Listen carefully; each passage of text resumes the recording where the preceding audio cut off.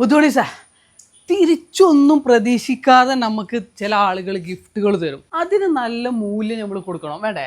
തിരിച്ചൊന്നും പ്രതീക്ഷിക്കാതെ കിട്ടുന്ന ഗിഫ്റ്റുകൾ. അതുപോലെ എനിക്ക് കിട്ടിയിട്ടുള്ള ഒരു ഗിഫ്റ്റാണ് ഇതിട്ടാ. ഒന്ന് കണ്ടിട്ട് ഒന്ന് അഭിപ്രായം പറഞ്ഞാൽ നിങ്ങളെല്ലാവരും എങ്ങനെയുണ്ട്?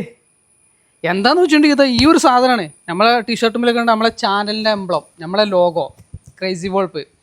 ആ സെയിം സാധനം എന്താ രസമല്ലേ? അതായത് ഒരു മരപ്പണിക്കാരൻ, അത് ഈ നിൽക്കുന്ന മനുഷ്യൻ, ഇദ്ദേഹം എനിക്ക് തന്നിട്ടുള്ള ഒരു ഗിഫ്റ്റാണ് ഇതിട്ടാ. അതായത് മരങ്ങൾ എല്ലാം മരമാണ്, 4 സൈസ് മരമാണ്. ഇത് തേക്ക്, ഇതെന്താ വീട്ടിയോ മഹാഗണിയോ അങ്ങനെ എന്തോ ഒരു സാധനം. അതേപോലെ ഇത് വേറൊരു മരം, ഇതൊരു വേറൊരു മരം. 4 ടൈപ്പ് മരങ്ങൾ കൊണ്ട് തീർത്തിട്ടുള്ള നമ്മൾ ചാനലിൻ്റെ ലോഗോ. ഇത് ഈ സെയിം ലോഗോ തന്നെ, നമ്മുടെ ചാനലിലുള്ള സെയിം ലോഗോ നമുക്ക് ഗിഫ്റ്റായിട്ട് തന്നിട്ടുണ്ട്. ഇപ്പം നല്ല രസമായിരിക്കും. നമുക്കിപ്പോൾ വീട്ടിൽ ചുമരുമ്പിലൊക്കെ ഇങ്ങനെ വെക്കാം. കിടി വെക്കല്ലേ? ഇതേപോലെ ഇതെല്ലാവർക്കും ഒന്നും കിട്ടൂല. ആ മനുഷ്യന് ഇഷ്ടപ്പെട്ട ആളുകൾക്ക് മാത്രമേ ആ മനുഷ്യൻ കൊടുക്കുള്ളൂ. ഇപ്പം ഇതേപോലെ തന്നെ ഒരു സാധനം ഉണ്ടാക്കിയിട്ട് നമ്മളെ മുഖ്യമന്ത്രി പിണറായി സാറിന് കൊടുത്തിട്ടുണ്ട്. അതേപോലെ അദ്ദേഹത്തെ നമുക്കൊന്ന് തന്നിട്ടുണ്ട്.